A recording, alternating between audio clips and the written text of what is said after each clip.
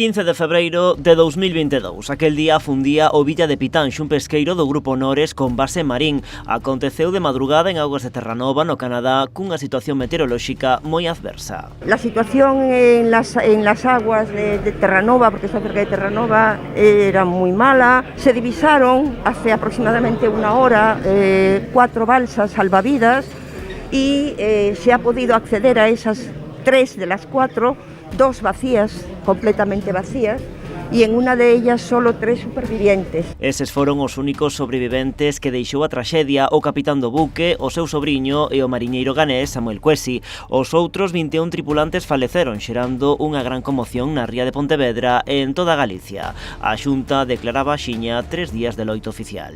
Lembraremos así os que perderon a vida no mar e así mesmo renderemos tributo a gran comunidade mariñeira que nos ofrece acotío o exemplo insuperable do seu traballo e do seu sacrificio máximo.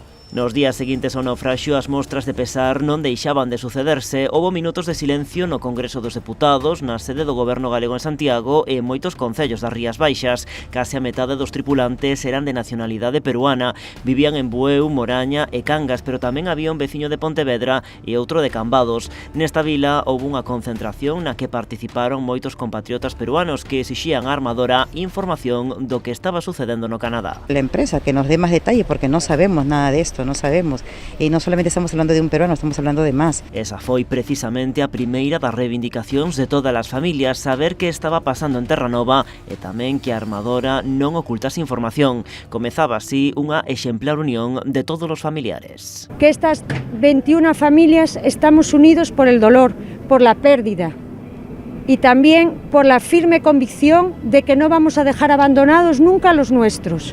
Nosotros no los vamos a olvidar.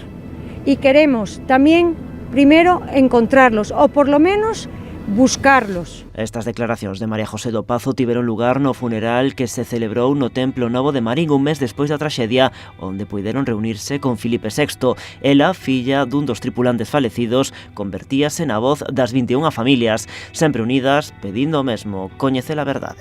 Buscar la verdad para que se haga justicia.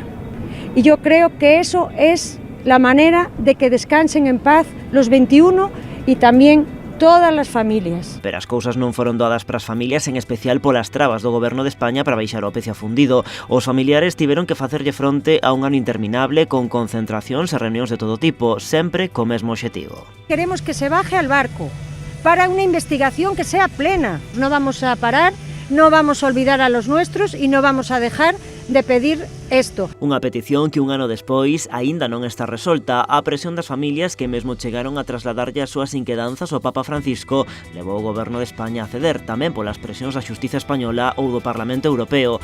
O pasado día 3 de febreiro, case un ano despois, publicábase o anuncio da licitación para baixar a embarcación, unha inspección que pode ser clave para investigar o accidente, do que se encarga a Comisión Permanente de Investigación de Accidentes e Incidentes Marítimos. Pola vía xudicial e finalmente a Audiencia Nacional a que leva o caso, que terá que determinar se houbo neglixencia no afundimento do barco. A iso apunta a versión do mariñeiro Samuel Cuesi, que contradí a do patrón do pesqueiro Juan Padín, que permanece imputado, e a do seu sobriño Eduardo Rial. Un ano despois, e aínda con 9 corpos desaparecidos, as familias confían en coñecer toda a verdade, din, para facer xustiza e evitar que unha traxedia como a que golpeou as súas vidas volva a suceder.